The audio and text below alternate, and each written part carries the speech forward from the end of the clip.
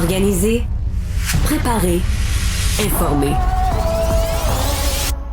Alexandre Dubé.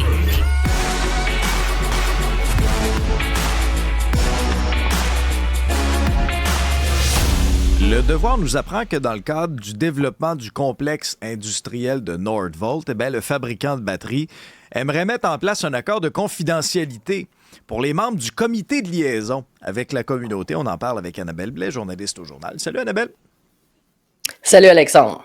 Alors, décris-nous un peu les contours d'abord de cette histoire-là.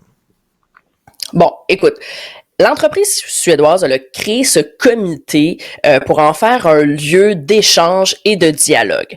Le but, c'est de mettre à contribution les gens, les citoyens, dans le suivi des activités de Nordvolt. Là, on entend tant la construction de l'usine que les opérations.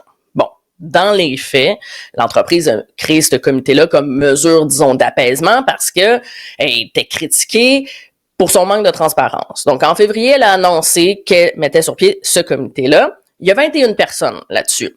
Il y a des citoyens de la région, il y a des représentants de Nordvolt, il y a des représentants des villes de Saint-Basile-le-Grand et McMasterville.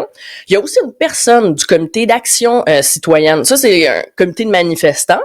Et il y a aussi 2 représentants des chambres de commerce de la région. Donc, on a des profils différents. Tout le monde est réuni ensemble. Et là, ce qui se passe, c'est que l'entreprise veut faire signer une entente de confidentialité aux membres du comité. Et le Devoir a eu une copie du projet d'entente de non-divulgation qui a été soumis à certains membres, pour le moins, en tout cas. Et selon des experts interviewés par donc le Devoir, ça viendrait tout simplement museler les membres. Pourquoi? Ce qui est quand même particulier, Annabelle, dans un contexte où il y a un mot qui revient souvent dans le dossier Nordvolt, tant au niveau du gouvernement qu'au niveau de l'entreprise, c'est transparence. Ben c'est ça, c'est tout l'ironie de la chose, parce que là l'entente, dit bon, l'entreprise veut divulguer en toute transparence des informations. Par contre, ils veulent pas qu'il y ait des informations confidentielles qui soient divulguées. Et le problème, c'est que c'est l'entreprise elle-même qui définit ce qui est confidentiel. Et tu vas voir, ça ratisse vraiment large. Ça dit dans la lettre. On entend par information confidentielle toute information divulguée avant ou après la signature de la présente entente, qu'elle soit communiquée par écrit, oralement ou visuellement. Et là, on parle des informations obtenues de Nordvolt là, dans le cadre des discussions du comité. Et si un membre veut divulguer des informations, il doit obtenir la permission de Nordvolt. Et si l'entente n'est pas respectée, l'entreprise menace même de poursuivre. Et l'entente dit même que de parler de l'entente, c'est de l'information confidentielle. Donc, pas juste le contenu, l'entente elle-même. Faut pas dire qu'une entente. Tu sais, c'est un peu comme, ça me fait penser à Fight Club, là. Tu sais, la première règle du Fight Club, c'est de pas parler du Fight Club. Ben, premier échec parce que peut-être, mais écoute, premier échec, ça s'est retrouvé de toute façon publié dans le Devoir. Et moi, ça me rappelle beaucoup ce qui s'est passé en Gaspésie avec la cimenterie McInnes de Port-Daniel-Gascon. Parce que, bon, le projet était super controversé et il y avait un recours, devant les tribunaux contre le gouvernement du Québec pour faire annuler le certificat d'autorisation des travaux de construction de la cimenterie. Et là, en 2015, il y a eu une entente après une médiation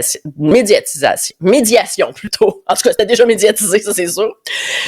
L'entente est arrivée avec le Centre québécois du droit de l'environnement. Et ça, c'est les mêmes qui, actuellement, tentent de faire, justement, suspendre la construction de l'usine. Donc, ils sont impliqués aussi dans l'usine Nordvolt. Dans la contestation, plutôt.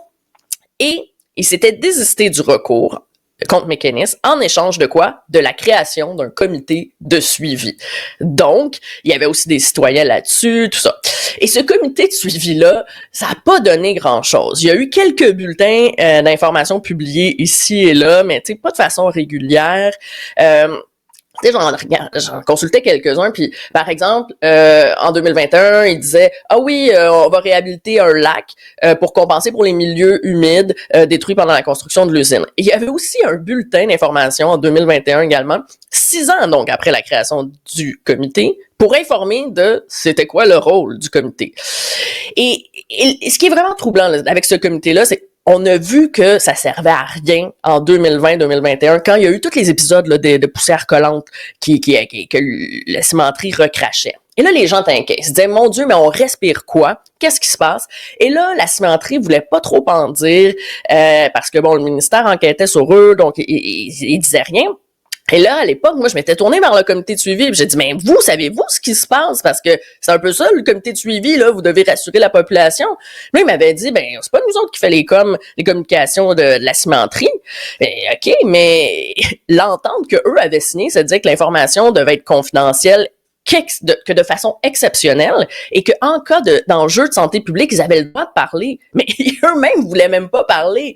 Donc, ça servait à quoi? Je me le demande. Et encore là, tu vois, quand il y a eu une ordonnance du gouvernement pour forcer la cimenterie à arrêter là, de recracher des poussières collantes, il y a eu un avis d'émis, puis là, on a appris plein de détails sur les problèmes de la cimenterie.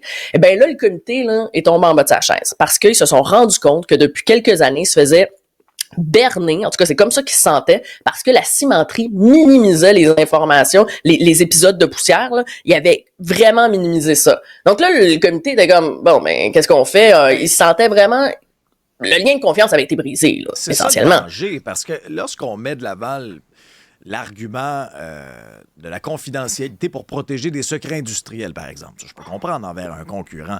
Oui. Je lisais une citation dans l'article du Devoir d'un juriste spécialisé en environnement, un prof retraité du département des sciences juridiques de l'UQAM, qui s'appelle Jean Barré, et lui, il dit « Je signerai jamais un document comme ça. C'est vraiment pour menotter les citoyens. » Mais oui, parce que justement, on ne parle pas de secrets industriels, on parle de sujets environnementaux, santé publique, et le but de ce comité de citoyens, c'est de faire le pont avec le reste des citoyens, parce que le comité, c'est juste 21 personnes là, qui sont mis là-dessus, et c'est supposé de faire un pont. Et s'ils ne peuvent pas communiquer et faire de pont avec le reste de la population, ben c'est juste une caution morale, un peu du greenwashing que l'entreprise se dit, regardez, on a un comité environnemental, mais oui, mais il peut rien dire, et ça donne quoi aux gens?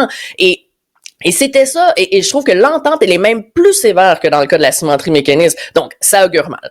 Par contre, là, j'essaie de voir le verre à moitié plein ou de sortir des points positifs, mais écoute, le comité va se rencontrer le 9 mai prochain, pour le comité Nordvolt, j'entends, et ils vont faire après, ils ont dit des bulletins de synthèse de ce qui a été dit pendant les discussions du comité. Donc, attendons de voir ce qui ressort du bulletin, peut-être avec un peu d'espoir qu'ils vont être plus détaillés, plus étoffés que ceux de la cimenterie mécaniste.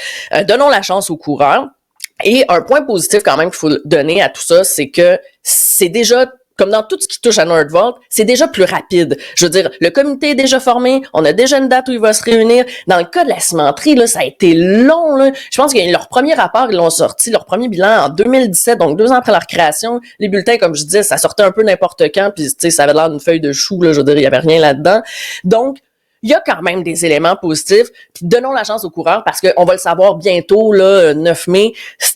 On va déjà le savoir en mai ou plus tard en juin si ça a de l'allure, ce comité-là. Mais c'est sûr qu'a priori, l'entente de confidentialité, c'est un peu bof, c'est un peu inquiétant, je dirais, ou en tout cas, ça laisse pas beaucoup d'espoir envers ce comité-là, mais bref, on va le savoir bientôt. On va être fixé bientôt. On compte sur toi pour nous résumer ça. Merci, Annabelle. Bonne journée.